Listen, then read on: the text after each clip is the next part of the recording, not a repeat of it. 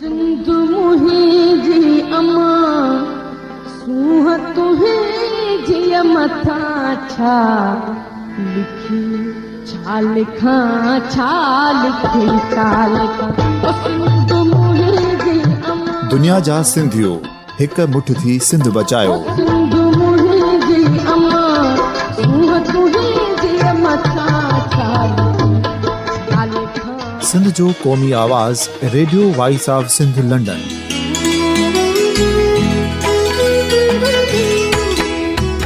Radio voice of Sindh London पंहिंजी नशरियात में सिंध जी सियासत, समाज, इक़्तिसादियात, तारीख़, क़ौमी उमंगुनि ऐं अख़लाक़ियात मुतलिक़ सिंध जी हक़ीक़ी तर्जुमानी कंदे प्रोग्रामनि खे असराइतो बणाइण लाइ सिंध जे घण घुरनि ऐं धरतीअ सां प्यार कंदड़ अदीबनि, दानिशवरनि, सहाफ़ियुनि, उस्तादनि, वकीलनि ऐं हर तबिके जे मानवारनि सजणनि खे सिंध में शऊरी इनक़लाब लाइ सहकार जो सॾु ॾियूं था। अचो त गॾिजी सूफ़ियुनि ऐं संतनि वारी सिंध जो ओज हिकु मुठ थी वरी वापसि आणण वारे सफ़र जा साथारी बणिजऊं।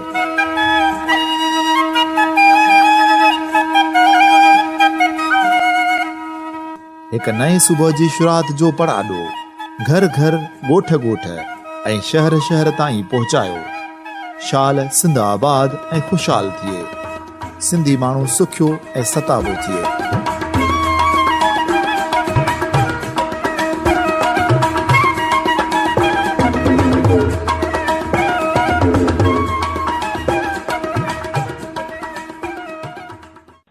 मौजूद सामीन radio voice of Sindh London तां सभिनी खे भलीकार सर्वे चौधरी सां गॾु आहियां अवांजो पंहिंजो अली नवाज़ हारी सर। मौजूद सामीन radio voice of Sindh London जे जग मशहूर प्रोग्राम ॾाप जा ॾस में असां सिलसिलेवार सिंधी अदब में औरतुनि जो हिसो तहत सिंधी ॿोली जे मुख़्तलिफ़ नाले वारनि लेखकाउनि जो तारफ़ी खाको पेश कंदा रहिया आहियूं। असांजे अॼोके हिन प्रोग्राम जूं जेके मानाइतूं लेखिकाऊं आहिनि से आहिनि सदारंगाणी, माता महबूब ऐं माइन इस्बाणी। हिननि टिनी लेखिकाउनि जो सिंधी ॿोली सिंधी अदब जे लाइ तमामु वॾो कमु आहे, तमामु वॾो किरदारु आहे। सभ खां पहिरीं आउं चाहींदुसि त पहिरीं सिंधी औरत नावल नवीसका गुली सदारंगाणी जो तारफ़ी खाको अव्हांजे अॻियां पेश करियां। गुली सदारंगाणी सिंध जी उहा लेखिका आहे जंहिं सभ खां पहिरीं राबिंदर नाथ टैगोर जे नाविल गोरा जो 1938 ईस्वी में सिंधीअ में तर्जुमो कयो। हीउ मशहूरु क़ौमी नाविल आहे। हिन में अंग्रेज़ पीउ ऐं हिंदुस्तानी माउ मां पैदा थियल हिकु नौजवान जी जिदोजहद जो दास्तान आहे। गुली अंग्रेज़ीअ में ई तइलीमात कई हुई, जंहिं करे अंग्रेज़ी में पढ़णु वणंदो हो। हिन सभ खां पहिरीं 1936 ईस्वी में जवाहरलाल नेहरू जा धीउ ॾांहुं ख़त अंग्रेज़ीअ मां सिंधीअ में तर्जुमो कया, पोइ टैगोर जो गोरा तर्जुमो कयाईं। त मंझि वॾी तब्दीली आई ऐं हिनखे पंहिंजी माउ ॿोलीअ जो ख़्यालु जाॻियो ऐं क़ौमी जज़्बे तहत पोइ गुली पहिरियों तिबज़ात नाविल इताद 1941 ईस्वी में लिखियो। हिन खां पहिरीं कंहिं बि औरत लेखिका जो नाविल मंज़र ते न अची सघियो आहे। उन हवाले सां डॉक्टर परवीन मूसा मेमन पंहिंजी PhD थीसिस में लिखियो आहे त लेखिकाउनि जे नावलनि जी शुरूआति 1931 ईस्वी खां पोइ थी आहे। उन खां कंहिं बि लेखिका जो को बि नाविल अॻु में नथो मिले। पहिरियों नाविल गोरा 1980 ईस्वी में टैगोर जे बंगाली नाविल सां कुमारी कृपालाणी तर्जुमो कयो ऐं पोइ साॻी लेखिका गुली सदारंगाणीअ जे नाले सां 1941 ईस्वी में तबाज़ात नाविल इताद लिखियो। खेसि हिंदी, सिंधी, संस्कृत, बंगाली ऐं अंग्रेज़ी ॿोलियुनि ते उबूर हासिल हो। हिन नाविल जी अहमियत बाबति डॉक्टर परवीन अॻिते लिखियो आहे त इताद नाविल पूरे हिंदुस्तान में वक़्ताइतो मौज़ू हुअण बाहिस घणो मशहूरु थियो। बरे सगीर जे हिकु अहिड़े दौर में जॾहिं हिंदू ऐं मुस्लमान हिक ॿिए जा कट्टर दुश्मन हुआ, गुलीअ हिकु हिंदू छोकिरीअ ऐं मुस्लमान छोकिरे जी मोहबत ऐं मिलाप खे पेश करे शादीअ जी सूरत में ॼण त हिंदुस्तान जे सियासी ऐं मज़हबी वायुमंडल में हिकु तूफ़ान बर्पा कयो। हीउ हिकु औरत तरफ़ां वॾो हिमत वारो क़दम हो। हिन नाविल लिखण सां गुली सदारंगाणी इहो साबित कयो त उहो हिकु बहादुर ऐं आदर्शी लेखिका आहे। हीउ नाविल हिंदू मुस्लिम फ़साद खे रोकण जो सॾु हो। गुलीअ जे हिन नाविल उन वक़्तु हिंदुस्तान जे माहौल ते घणो असरु छॾियो हो। उनजे बदिले में गुलीअ खे घणो कुझु भोगणो बि पियो हो ऐं हिन उन भोगना मां बि पाण बचायो ऐं पंहिंजे कलम खे अञा बि अॻिभरो वठी वई हुई। हिन नाविल ते तबसरो कंदे नाले वारे मोहक़क़ मंगाराम मलकाणी लिखियो आहे, आम असलियत वारो नाविल उन पहिरीं सिंधी औरत जो हो जंहिं साहित्य जे मैदान में क़दम खयो हो ऐं बिल्कुलु साबित क़दम। इहा हुई श्रीमती गुली सदारंगाणी जंहिं अॻे कुमारी कृपालाणी जे हैसियत में टैगोर जो गोरा इनवाद कयो हो। 1941 ईस्वी में संदसि किताब निकिरण सां कट्टर पंगती अॻवाननि में चोॿोल मची वियो। जीअं शाइर आसानंद ममतूराय जो नाविल में सिंधी छोकिरो सूबाई ऐं धर्मी बंधन मटाए कश्मीरी या मुस्लमान छोकिरीअ सां शादी थो करे, तीअं हिन नाविल में हिंदू छोकिरी हिकु लाइक़ु मुस्लमान छोकिरे सां लाऊं थी लहे। हिन नाविल में राजनीति आज़ादीअ बाबति इनकलाबी ख़्याल पहिरियों दफ़ो बुर्दबारीअ सां ज़ाहिर कयल हुआ ऐं उनजी इबारत में बि हिंदी ऐं फारसी जो वणंदड़ इताद रखियल आहे। जेतोणीकि मलकाणी साहिब हिन नाविल बाबति लिखियो आहे त मंझि हिंदी ऐं फारसीअ जो वणंदड़ इताद आहे, पर डॉक्टर परवीन मूसा हुनखे रद्द कंदे लिखियो आहे, मां मलकाणी साहिब जी मथीं राय सां कतई मुतफ़िक़ न आहियां। इताद जे अभ्यास बैदि उन नतीजे ते पहुतल आहियां त नाविल जी ॿोली निज सिंधी ऐं आसान लफ़्ज़नि ऐं जुमिलनि सां सिंगारियल आहे। मूं पूरो नाविल ध्यान सां पढ़ियो आहे कि एकड़ ॿेकड़ हिंदी लफ़्ज़ आहिनि ऐं फारसी लफ़्ज़ त बिल्कुलु न हुअण बराबरि आहिनि। हिन नाविल में कंहिं बि रीति फारसी ऐं हिंदी ॿोलीअ जो इताद मौजूदु न आहे। गुली सदारंगाणी बाद में ॿ ॿिया नाविल साधना जो सपनो ऐं आख़िरी इनकलाब लिखिया जिन खे तमामु घणी मोट मिली ऐं पोइ हिन कॾहिं बि ॿी ॿोली ॾांहुं रुख न रखियो। हूअ माहवार गुलिस्तान जी केतिरो अर्सो एडिटर बि रही। सिंधी ॿोलीअ जी हिन पहिरीं नाविल नवीसकार सिंधी अदब में केतिरो ई लिखियो, पर संदसि मवाद तारीख़ में गुम आहे। ईअं खणी चइजे त हिन लेखकार ते अदबी दुनिया में एतिरो कमु न थी सघियो आहे जंहिंजी उहो हक़दार आहे। अॼु असां वटि सिंध में हिन ख़ुददार ऐं बेबाक लेखकार जे बारे में मवाद न हुअण जे बराबरि आहे। मुंहिंजो सामाईन रेडियो वॉइस ऑफ सिंध जे हिन प्रोग्राम में असां पेश कयो गुली सदारंगाणी खे ऐं असांजे अॼोके हिन प्रोग्राम जी ॿी जेका लेखिका आहे सा आहे सिंधी अदब जो चंड माता महबूब। कंहिं बाशऊर ऐं सुधरियल क़ौम जी सुञाणप उनजो अदब हूंदो आहे। जंहिं क़ौम जो अदब ख़ानकाउनि दरगाहुनि खां ॿाहिरि निकिरी आम माण्हुनि जे अंदरि जे हुनाइनि खे छुए ऐं उन्हनि जे अंदरि जे अहसासनि जो तर्जुमान बणिजे त उहा क़ौम बाशऊर क़ौम लेखंदी ऐं दुनिया जे सुधरियल क़ौमनि में शामिलु थींदी। सिंधी ॿोलीअ जी उहा ख़ुशनसीबी आहे जो हिन ॿोलीअ जा अदीब तारीख़ जे हर दौर में क़ौम जा तर्जुमान अदीब तौरु साम्हूं आया आहिनि। जेतोणीकि हिन क़ौम खे केतिरनि ई हमलियावरनि जे बूटनि लताड़ियो आहे ऐं केतिरनि ई इल्म ऐं अदब जे दुश्मननि सिंध जे दर्सगाहुनि खे बाह जो भस्म बणायो आहे, पर पोइ बि हिन क़ौम जी बाशऊर अदीबनि उन आड़ा जे विच मां पाण खे बचाए पंहिंजी क़ौम जे लाइ निज अदब तख़लीक़ कयो आहे। हिन क़ौम जे अदीब जी बहादुरी ऐं वतन परस्तीअ जो मिसाल उन मां वठी सघिजे थो जॾहिं अरगोननि ऐं तुर्खाननि जे दौर हुकूमत में सिंधी ॿोलीअ ते पाबंदी मड़ियल हुई ऐं सिंध जी सरकारी ज़बान फारसी हुई। उन दौर में बि असांखे शाह अब्दुल करीम बुलड़ी वारे जी शाइरी पंहिंजे रंग ऐं ढंग सां नज़र अचे थी। सिंध सां माटेली माहवारे सलूक जो उहो सिलसिलो हिते ख़तमु नथो थिए, पर अञा बि अॻिते वधंदो थो वञे अचे, जेको विरांगे ते बि माठो नथो थिए पर ॿिए विरांगे बंग्लादेश जे ताईं तसलसल सां जारी थो रहे ऐं सिंधी ॿोलीअ ते राताओ थो लॻे, पर सलाम ऐं सिंध जे शऊर खे जेको अहिड़ी रवश जे बावजूदु उभरी अचे थो ऐं वॾे वाक़े अल ऐलान कलम जो इस्तेमालु करे थो। ही जेकी बि सियासी तोड़े अदबी तरीक़ूं हलियूं उन्हनि सभिनी में असांजे अदीब जो मुख्य किरदारु रहियो आहे। जॾहिं 1947 ईस्वी में सिंध ऐं हिंद जो विरांगो थिए थो ऐं सिंध जो बाशऊर ऐं सान्यावंद इल्मी अदबी तबिको सिंध खां तड़े छॾियो वञे थो ऐं कुझु वक़्त लाइ सिंधी अदब में हिकु माठार जी लहर छांइजी वञे थी। उन दौर में सिंध जी सरज़मीन कहिड़े ॿार खे जनमु ॾिए थी जेको ॿार पंहिंजी बालकपण में ई अदब जे हुन ख़ाल खे पूरो करण लाइ कलम जी नोक पकड़े ॿाराणियूं आखाणियूं लिखणु शुरू थो करे। उहो ॿार को ॿियो न पर सिंधी अदब जो चंड माता बि आहे, जेका पहिरियां माता मुनवर अब्बासी पोइ माता महबूब जे नाले सां अदब जे मैदान में पंहिंजे मुकमल हवासनि सां छांइजी थी वञे। सिंधी अदब जी नामवर कहाणीकारा नाविल निगार ऐं सफ़रनामा निगार माता महबूब 14 जुलाई 1949 ईस्वी ते कराचीअ में अब्बासी ख़ानदान जे इल्मी अदबी घराणे में अख खोली। मुख़्तलिफ़ मकतबनि मां तालीम पिराईंदे ग्रेजुएशन ताईं तालीम हासिलु कई। पाण सॼी ज़िंदगी नौकरियुनि जे झंझट खां आजी रही।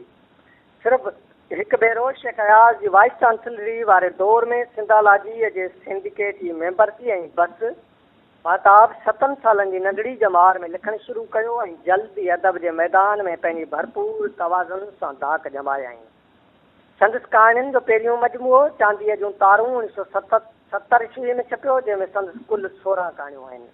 उन बाद संदसि कहाणियुनि जो ॿियो मजमूओ पिराए खां पहिरीं 1973 ईस्वी में छपियो। टियों मजमूओ मिठी मुराद 1979 ईस्वी में छपियो।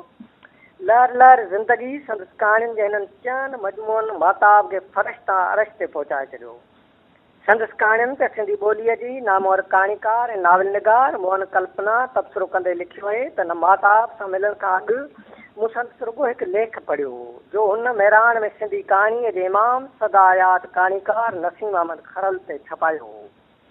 मूंखे लॻो त हिन अदीब जो सिंधी अदब में उहो दर्जो आहे जेको पंजाबी ॿोलीअ में अमृता प्रीतम, उर्दूअ में असमत चुगताई ऐं हिंदीअ में महादेवी वर्मा खे आहे।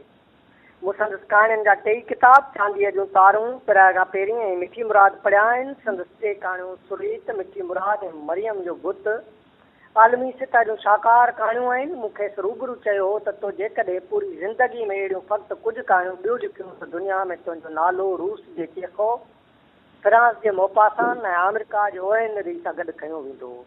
संदसि कहाणी मरियम जो बुत यूरोप शायदि सम्झी न सघे, पर उहा कहाणी का औरत जे किरदार जी लागवाल कहाणी आहे। महताब उहा कहाणी लिखी असांखे सचपच हिकु नओं ताजमहल ॾिनो आहे। महताब महबूब कहाणियुनि में किरदारनि जी चूंड बि ॾाढी सुठी कई आहे। ख़ासि करे संदसि समूरा किरदार आम रवाजी ज़िंदगीअ सां तालुक़ु रखंदड़ आहिनि। उन्हनि किरदारनि खे आम ज़िंदगीअ जे सभिनी पहलुअनि ते ॻाल्हायो आहे ऐं उन्हनि जे वाता समाजी हवाले सां केतिरा ई अहम ऐं संजीदा मसइला बि हिन कहाणियुनि में समाया आहिनि। संदसि समूरियूं कहाणियूं मुशाहिदे जी साख भरियूं थियूं। हिन समाज हालतुनि खे जीअं ॾिठो महसूसु कयो आहे ईअं ई आम माण्हुनि ताईं पहुचायो आहे। उन हवाले सां पीरो साउद्दीन राशिदी लिखियो आहे, महताब महबूब जा अफ़साना हमेशह हक़ीक़त पसंदना हूंदा आहिनि। संदसि किरदार हक़ीक़ी, संदसि माहौल सचो ऐं बयानु कयल सूरताल कंहिं न कंहिं वाक़े जो अक्स हूंदो आहे। तंहिं करे आउं हमेशह हुनजे अफ़साने जे बैनल सुतूर में सिंध जे मौजूदा मुआशिरे जी तबाहीअ जी तारीख़ पढ़ंदो आहियां। उन खां मुतासिर थी सोचींदो आहियां त सिंध जो उहो मख़सूस तबिको कहिड़ी न ग़लतफ़हमी में मुश्किल आहे। राशिदी साहिब जा इहे जुमिला यकीननि तमामु वॾा आहिनि। महताब महबूब कहाणियुनि खां सवाइ सफ़रनामा, नाविल ऐं ख़ाका बि बहितरीनु लिखिया आहिनि। हू फिक्शन राइटर आहे। बसि लिखण जो ॾांहुं, ॻाल्हि खे पेश करण जो अंदाज़ बयां ऐं पढ़ंदड़ खे पाण सां गॾु सैर कराइण जो फ़न महताब जे सफ़रनामनि मां पढ़ी सघिजे थो। संदसि हिन वक़्त ताईं 3 बहितरीनु सफ़रनामा अंदरजिनी उन, इंडिया जो सफ़रनामो, सुरई सार, राऊं, चंड, सितारा छपजी मञता माणे चुका आहिनि। सिंधी ॿोलीअ जे नामवर मोहक़िक़ इनक़ाद डॉक्टर फहमीदा हुसैन महताब जे सफ़रनामे अंदरजिनी उन ते तबसरो कंदे लिखियो आहे त महताब जे लिखण जे ख़ूबियुनि मां सभ खां उत्तम ख़ूबी इहा आहे जो हू पंहिंजे पढ़ंदड़ जा जज़्बा कंट्रोल करे सघे थी। जिते चाहियो अथसि उते पढ़ंदड़ रुनो आहे ऐं जिते खिलाइणु चाहियो अथसि उते पढ़ंदड़ खिलियो आहे। ऐं कंहिं बि लिखणी या तहरीर खे पढ़ी जेकॾहिं उहो महसूसु कजे त जेकी कुझु लेखक लिखियो आहे उहो सभु कुझु मुंहिंजे मन में हो त उहा लिखणी इज़हार जो बहितरीनु नमूनो चई सघिजे थी। ऐं महताब जो हीउ किताबु अंदरजनी उन यकीननि उहो ई थो महसूसु कराए।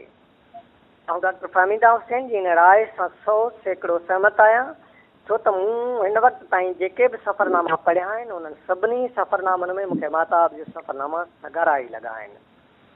अदबी ख़ाकनि ते मुश्तमिल 2 किताब जियो झरोका ऐं चंड चहिरा 2010 ईस्वी में छपजी मञता माणे चुका आहिनि। चंड चहिरा किताब में हिन सिंध जे नामवर शख़्सियतनि जा ख़ाका चिटिया आहिनि। जॾहिं संदसि ख़ाका पढ़जनि था त ईअं थो महसूसु थिए ॼण उन्हनि शख़्सियतुनि सां रूबरू कचहरी कंदे माण्हू लुत्फ़ अंदोज़ थींदो हुजे। हिन किताब में कुल 16 ख़ाका आहिनि, जिन में हिकु ख़ाको महताब जो पंहिंजो आहे जेको संदसि न्याणी इरम महबूब लिखियो आहे। महताब हिन ख़ाका लिखण महिल चूंड बि ॾाढी शानदार कई आहे। जिते हुन अयाज़ खे सारियो आहे जेको हूअं बि सॼी सिंध जो महबूब आहे त मास्टर चंदर जे ख़ुलूस जा गुण बि ॻाया अथसि। हुन जिते ताजजोए खे संभालियो आहे उते हुन नसीर मिर्ज़ा ऐं तारिक आलम जहिड़ी हसीन जोड़ीअ खे पंहिंजी दिलि में संभालियो आहे। हुन जिते सिंध जे ॾाहे ऐं सियासतदान रसूल पलीजे ते कलम खयूं आहे त उते हुन तारिक अशरफ जहिड़े मासूम कलमकार ऐं बिरोई साहब जहिड़े मुदब्बिर खे लफ़्ज़नि जे लड़ियुनि में पोयो आहे। हुन जिते मुस्तफ़ा कुरैशी जहिड़े अदाकार सदाकार खे पंहिंजे कलम में समायो आहे उते हुन अब्दुल करीम बलोच जहिड़े आला पाए जे आर्टिस्टिक ज़हन रखंदड़ इंसान खे बि विसारियो न आहे। जंहिं पंहिंजी ज़िंदगीअ जे हर हिसे जो भरपूर फ़र्ज़ अदा कंदे रेडियो ऐं टीवी जे दुनिया में केतिरा चारा मुतारफ़ कराया आहिनि। हुन जिते इमदाद हुसैनी जहिड़े नए रंग ऐं ढंग जे शाइर जे पोरे खे प्यार भरियो मान ॾिनो आहे, उते हुन आपा मरियम नुवाणी ऐं जीजी ज़रीना जे पुरखलूस प्यार खे वंडियो आहे। मूं जॾहिं संदसि समूरा ख़ाका पढ़िया ऐं उन्हनि ते सोचणु लॻुसि त मूंखे संदसि अयाज़ ते लिखियलु ख़ाको ॾाढो वणियो, जंहिंमें हुन अयाज़ जे समूरनि पहलुअनि खे समाइण सां गॾु हुन अयाज़ जे फ़िक्र जा डुक बि असांखे भराया आहिनि। जीअं अयाज़ खे माताब महसूसु करे सघी हुई, तीअं जे काश असांजा अदबी नक़ाद अयाज़ खे सम्झण जी कोशिशि कंदा हा त अयाज़ जी ज़िंदगीअ में 10 सालनि जो यकीनन वाधारो थिए हा। ऐं सिंधी अदब जे झोल में मोतियनि जहिड़ा केतिरा ई शहर पवनि हा, जेतोणीकि संदसि लिखियल ई समूरा ख़ाका हुन जे अहसासनि ऐं ख़ुलूस जी सचाईअ जा साखी आहिनि, पर खाइसि इरम गोए खणी वई आहे। अॼु इरम जेको ख़ाको माताब जो लिखियो आहे ऐं जीअं माताब खे असांजे साम्हूं पेश कयो आहे, ईअं आउं नथो सम्झां त माताब खे केरु परखे सघियो हुजे। इरम माताब जे अदबी कसवटी बि ॾाढी शानदार कई आहे, जंहिंमें हुन लिखियो आहे त जेकर माता मुनवर अब्बासी ऐं माता महबूब जे अदबी कमनि जी तौर कथ कंदासीं त माता महबूब वारो पासो वधीक वज़नी लॻंदो, जंहिंमें वटि केतिरा ई एज़ाज़ बचियो था वञनि। जहिड़ो सिंधी अदब जी उहा सभ खां पहिरीं लेखिका आहे जंहिंजे कहाणियुनि जो मजमूओ मंज़र आम ते आयो ऐं राष्ट्र गिल्ड जो इनाम पिणु हासिलु कयईं। हू सिंध जी पहिरीं लेखिका आहे जंहिंजो सफ़रनामो किताबी सूरत में पधिरो थियो। ख़ाकनि जे सिनफ़ ते कलम खणी पुण औरतुनि में गोए खणी वई। उर्दू में कहाणियुनि जो तर्जुमो बि सिंधी लेखिकाउनि में पहिरीं संदसी किताबी सूरत में ज़ाहिर थियो ऐं नावल बि विरांगे खां पोइ वारनि ख़वातीन लेखिकाउनि में संदसी पधिरो थियो ऐं ताज़ो अदबी ख़तनि जो मजमूओ पिणु सिंधी लेखिकाउनि में माताब जो ई ज़ाहिर थियो आहे। रम जी राय तमामु सगारी आहे। माताब मुनवर अब्बासी खां माताब महबूब ताईं जो सफ़र या उन खां पोइ जे सफ़र जी कथ करण जो अंदाज़ जेको इरम अपनायो आहे, उन मां इरम जे बि अदबी ज़ौक़ जो अंदाज़ो करे सघिजे थो। माता महबूब ते सिंध जे नाले वारनि अदीबनि शेख हयात, पीर हुसामुद्दीन राशिदी, पीर अली मोहम्मद राशिदी, मोहन कल्पना, भरपूर कालमल की बेटाली ऐं माताब शेख हयात जे ॿिनि किताबनि जो मुआग पोइ लिखिया आहिनि, जेके पिणु शाहकार मुआग चई सघिजनि था। जीअं इब्राहिम जो ऐं रशीद बती वटि मुआग लिखण जो फ़न हो, तीअं माताब वटि बि मुआग लिखण जो नरगो फ़न आहे, पर उन में हू कमाल जो ज़ौक़ पिणु रखे थी। उनजे अदबी कमनि, मज़मून ऐं कालमनि जो किताब विरांगे जो वर्जाओ 1992 ईस्वी में छपियो, जेको पिणु सिंध जे किरबनवार तारीख़ जो दास्तान आहे। संदसि 2 नाविल ख्वाब खुशबू छोकिरी ऐं प्यार पनाऊं छांवरा सिंधी नाविल में आम जाइ वालारीनि था। संदसि उर्दू कहाणियुनि जो हिकु मजमूओ पुलसरात पिणु छपिजी चुको आहे। माता महबूब जे कहाणियुनि जे हर मजमूए जा 2 एडिशन छपिया आहिनि। संदसि पहिरीं नाविल ख्वाब खुशबू छोकिरी एतिरी त मक़बूलियत माणी जो 6 महीननि में हुन किताब जा 2 एडिशन छपिया।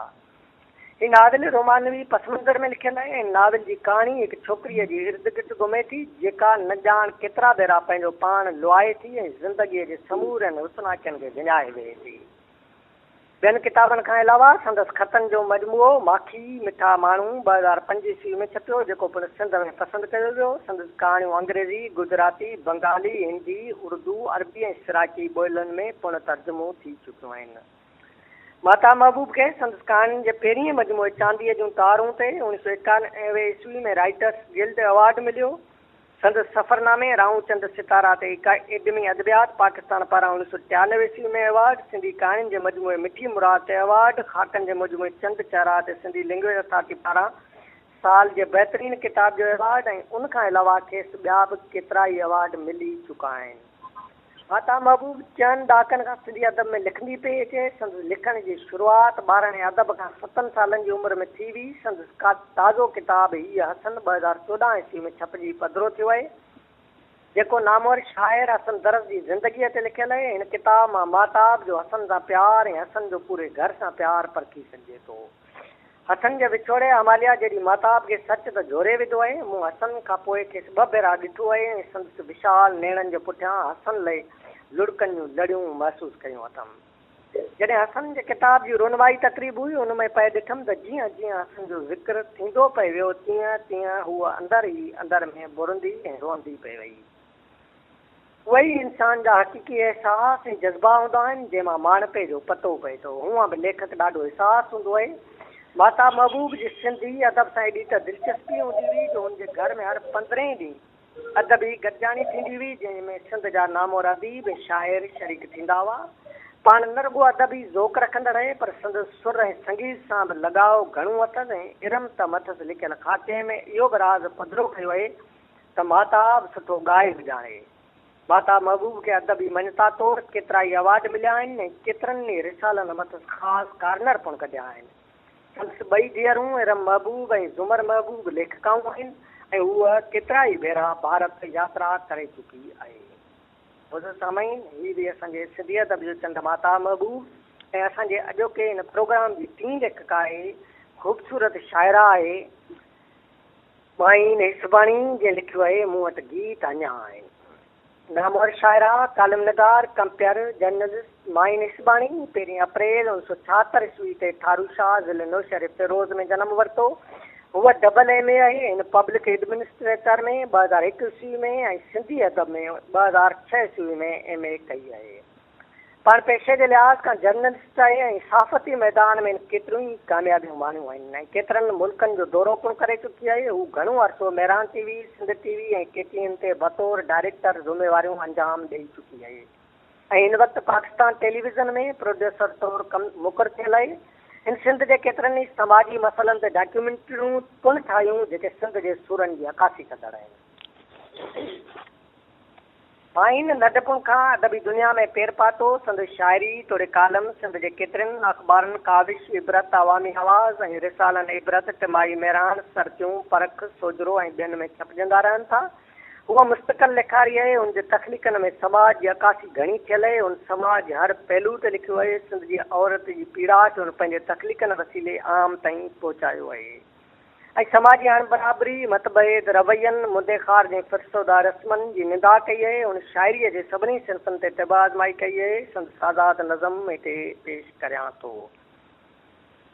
धरती तोखे जे घुर्जनि मूं वटि गीत अञा आहिनि। धरती तोखे जे घुर्जनि मूं वटि गीत अञा आहिनि। तुंहिंजा मीत अञा आहिनि। हर राति अचे थी राति मूं वटि ढोल भरे जी हर हर सॾु करे ऐं उजादा करे मूं कई गीत लिखिया आहिनि। धरती तोखे जे घुर्जनि मूं वटि गीत अञा आहिनि। तुंहिंजा मीत अञा आहिनि। हो शेख चयो को वक़्तु अॻे ऐं काश इहो तूं ॼाणी हा आज़ाद फिज़ा छा थींदी आहे। तंहिं वक़्तु चयो हो मूं उनखे को वक़्तु अॻे मूं ॼातो आहे आज़ाद फिज़ा छा थींदी आहे। जा मुंहिंजे दर ते ईंदी आहे सा आज़ादी त हूंदी आहे। तंहिं आज़ादीअ जा गीत लिखी सा गीत मूं तोखे अर्पी आहे। धरती तोखे जे घुर्जे मूं वटि गीत अञा आहिनि। तुंहिंजा मीत अञा आहिनि। माइन जो इहो आज़ाद नज़म हिकु शाहकार चई सघिजे थो। धरतीअ खे बेदा ऐं आज़ादीअ जे पसमंज़र खे निहायती ख़ूबसूरत अंदाज़ में पेश कयो आहे। हुनजी ॿोली, लहजो, असलूब वणंदड़ ऐं शाइस्ता आहे। या वरी संदसि चिसटा वॾी ॾिसजां मन मंदर में मूं न आहे कोई ॿियो रुॻो तूं ई तूं। मन अंदर को मीत सोरे थो वेठो प्रीत जो संगीत। माइन जूं 2 भेनरूं सनम बलोच ऐं सबीन बलोच टेलीविज़न ते ड्रामनि जे शोबे सां लाॻापियल आहिनि ऐं सुठो नालो कमायो अथनि। संदसि शाइरीअ जो हिकु मजमूओ तूं जे नाले सां 2005 ईस्वी में छपिजी चुको आहे। उनखां सवाइ हिन बेनज़ीर भुट्टो जो चूंड लिखणियूं गॾु करे शहीद बेनज़ीर भुट्टो जो लिखणियूं जो उनवान सां किताबु तयारु कयो आहे जेको नऊं नियापो पब्लिकेशन कराचीअ पारां 2008 ईस्वी में छपिजी पधरो थियो आहे। माइन हिन वक़्तु बि पंहिंजी शाइरी के साइड़नि में ऐं उन जो ॿियो जेको बि अदबी कमु आहे उनखे गॾु करे रही आहे जेको यकीननि किताबी सूरत में असांजे साम्हूं तकिड़ो ईंदो। पाण हिन वक़्तु कराचीअ में रिहाइश पज़ीर आहे। मुज़िद सामईन, असांजे अॼोके हिन प्रोग्राम जूं 3 लेखिकाऊं गुली सदारंगाणी, माता महबूब ऐं माइन हिसबाणी जो तारीख़ी ख़ाको अव्हां जे अॻियां पेश कयो वियो। इनशाला ईंदड़ हफ़्ते वरी किन ॿियनि लेखिकाउनि सां गॾु अव्हां सां गॾु तेसि ताईं अव्हां पंहिंजे मेज़बान अली नवाज़ हारिसर खे ॾींदा इजाज़त। सिंध सलामत, साथ सलामत। अव्हां जी समातुनि ताईं radio voice of Sindh London